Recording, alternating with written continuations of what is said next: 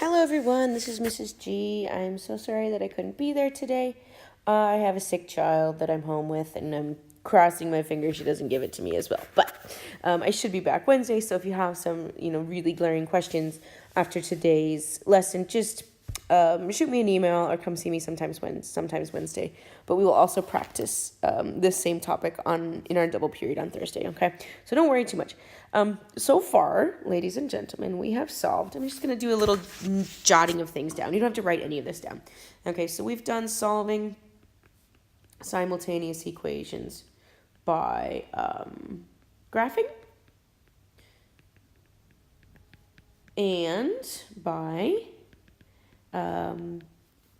substitution. Now, we don't necessarily need another method. Both of these would work just fine.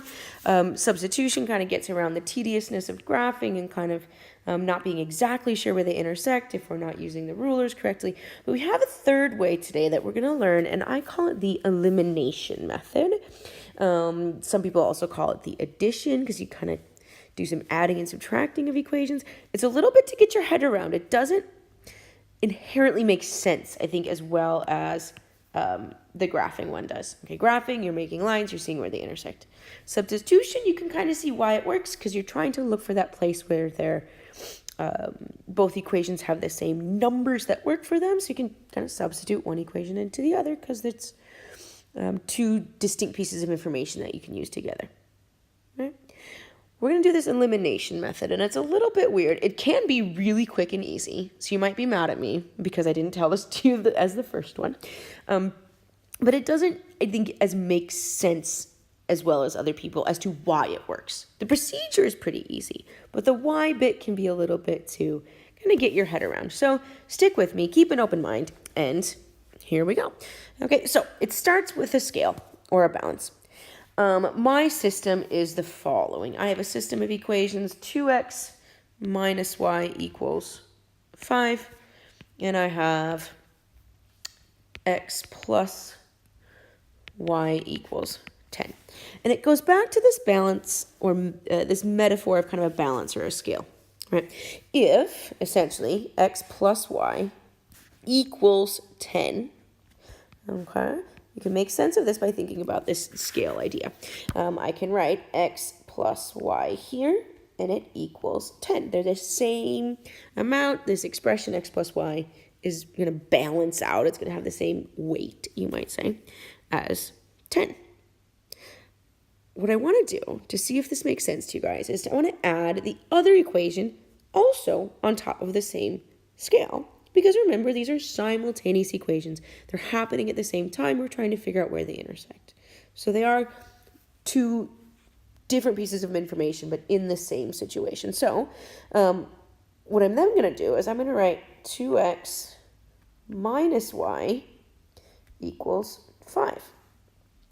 And that should not change the balance of my scale because this is equal to this. The left side equals the right side.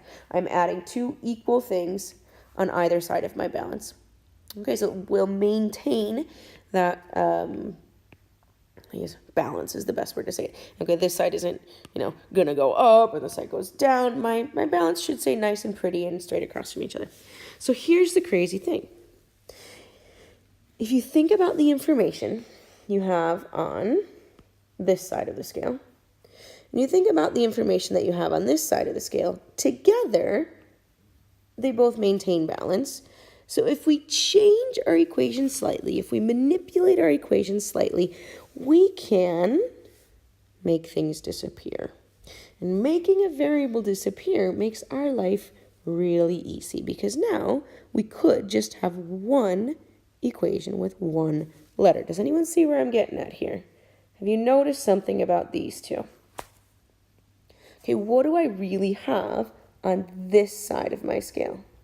All together, all of that information put together, what do I have? Well, it's pretty convenient that I have a negative y and a positive y because negative 1 and positive 1 make 0. So the entirety of the information that I have on this left side of the balance is simply 3x. And the information, I'm just going to slide that out of the way. The information that I have on this side of my balance is 15 all together. So therefore, I'm still maintaining balance. 3x has to equal 15. I haven't done anything to make my balances wonky where one side goes up and their side goes down. I follow the rules, and I've got a pretty easy equation to solve right now, ladies and gentlemen. 3x equals 15, so therefore, x equals 5. Okay? And you're half done. Pick either one, just like we did with substitution. Okay, so just like we do with I don't know about you guys, but that seems like the much easier equation. If x plus y equals 10, and x has to equal 5, well then, of course, y, I guess, also has to equal 5. My final answer, what color do I like? Why not? 5, 5. Okay, so that's what's called the elimination method. I'm going to give you guys some really distinct step-by-step rules, but see if that, toss that around in your brains a little bit and see if that makes sense to you. If it doesn't make sense, I'll try and explain it in another way. But basically, if we change our equations to make these cancel out when we basically add the equations together, you can make life really easy by eliminating one of the variables. Okay, and I'll show you what to do if you don't have this nice situation. You can always kind of multiply an equation by the same thing on both sides to create this situation if you aren't given that situation from the beginning. Okay, so let's go through it a little bit more step by step. Okay, this is basically what I have here. The key idea, what we have in this little box here says, in order for one of my variables to cancel out when I add the equations together, I need to create opposite coefficients. Okay, so the key idea of elimination, and maybe now is when you do kind of take out your notebooks if you haven't so far. Give yourself a title. We're nearing the end of Unit 4, Unit 9, or Lesson 9. We've done a lot of different things here. Solving systems or simultaneous equations by elimination. So we're eliminating one of the variables. Okay, so the key idea, I don't know if that's going to fit in my little box, is in order for one of the variables to cancel out when adding, because that's really what I did, folks. I added the two equations to each other. The equations. Maybe you're also writing this as I'm reading it. No, I'm going slowly, sorry.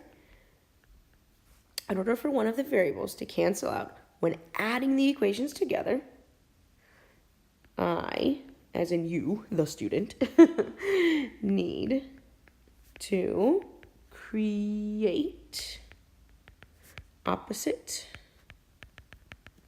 coefficients. It doesn't matter if you choose the x or the y.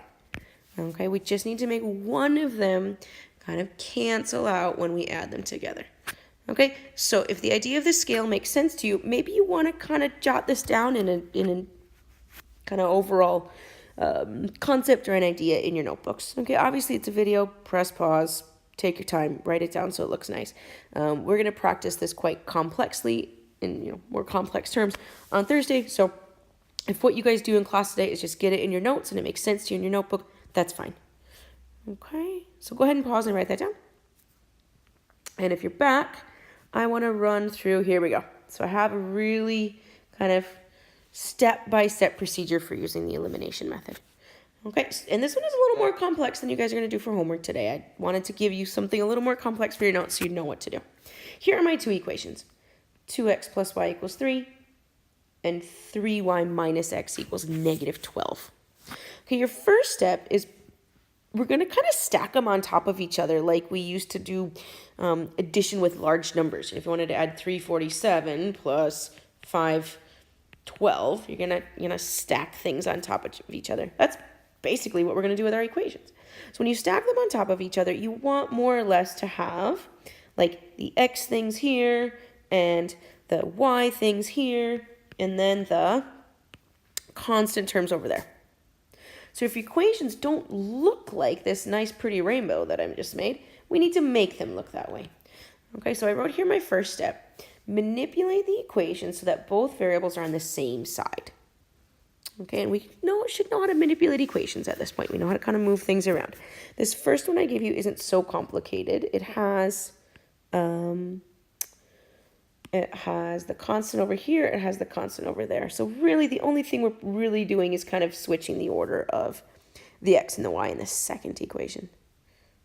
Okay, do you see that I did that? So trying to use color but not get a little bit too crazy. So here's my first equation there.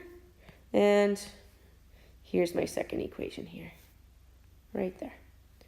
Okay, when I look at the blue one and the orange one, it's not as pretty as what I had before. It doesn't have a nice like negative y and positive y. So what you're going to need to do, and this is step 2, and I'll kind of pan out so you can write it down. What you sometimes need to do is multiply one of your equations all the way through each term, which is totally legal as long as you do to every single piece of this equation. You can do whatever you want as long as you do it equally. In this case, I want to multiply everything in this bottom orange equation by 2. Do you see why? Okay, if I multiply 2 by negative x, I'm going to get negative 2x, which pairs nice and happily with my positive 2x. Okay, the rest of that equation obviously also changes. So 2 times negative x is negative 2x. 2 times 3y is plus 6y. And 2 times minus 12 is minus 24 or negative 24. Okay, so that's how you can kind of play with your equations a bit so that they end up in the way that makes your life easy.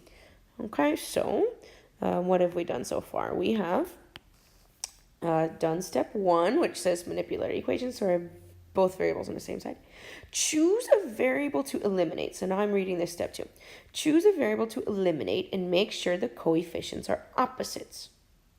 Okay, for example, in my case, positive 2 and negative 2 are opposites. You may need to multiply an entire equation by a constant term, which seems a little crazy, but it's legal, so you might as well do it. Now, life gets very easy in step 3. Step 3 says basically add the 2 equations to eliminate one of the variables. What does that look like here? Well, positive 2x and negative 2x make no more, I shouldn't write x, make no more x term. Yay, they go away. Life is good. You add the other ones. I know it seems crazy, but you add them up. Y plus 6y is 7y. And positive 3 and negative 24 make negative 21. And then you are looking at one equation with one letter, which we know how to solve. One equation with one variable. We just simply go to step 4 here, solve the equation for that one variable. So that one is there. Y equals negative 3. And just like our substitution method, you then pick either equation from the beginning. Doesn't matter which one. Again, pick this one, pick that one, whichever one makes life easier. I guess I picked the first one. It seemed to have fewer negatives involved. And if you have negative 3 for y, I'd rather not multiply it by another 3. I'd rather just kind of pop it in right there. So 2x plus y equals 3. And then instead of y, I write minus 3. Add 3 to both sides. 2x equals 6. So therefore x equals 3. My final answer is 3 comma negative 3. Okay, I know that's a lot to digest, but when you get the hang of it, it can be really neat and quick and easy. Okay, so take a moment and pause right now. I'm going to erase all my little scratchy bits so that it's easy to write down. But, give yourself some color as well. It really helps to kind of, when you got 6 steps here, that's a lot. So put some color in there so it all kind of makes sense in your math notebook. Okay. All right, if you're back from copying this down in your notebook, I'm asking the substitute to find you guys this worksheet. What do you call it when someone pays back a loan quickly? This one is, pretty easy to start out with. You're seeing a lot of opposite variables. Sorry, that's really large. You're seeing a lot of opposite variables from the beginning, right? Okay, so don't get overwhelmed. I'm going to start you guys quick and easy. When we come back, on Thursday, I'll give you a little bit more complicated ones. If you feel like you're ready, I do have these photocopied downstairs in the Math 7 room. Okay, we're calling this kind of the blue level. That's what you're going to do today. There's a red and a black level that have a lot more multiplying equations to make those coefficients kind of cancel out. Like what we do with the example. But don't stress. We got time. Try this today. Get your feet wet with it, if you've heard of that phrase. Okay, play around with it. Keep it easy, and we'll try some of the harder stuff on Thursday. Okay. Feel free, like I said, go back, pause, see if you want to review some things, and give it a try. All right. So, like I said, work on this one here, 1 through 12. You're probably not going to finish 1 through 12. Depends on how long you take with the video. Let's not stress or anything. Let's say minimum of 5 questions, just because I think that's a good first step. Okay. So make sure you just do 1 through 5 for homework. Okay. Have a wonderful day, guys and girls.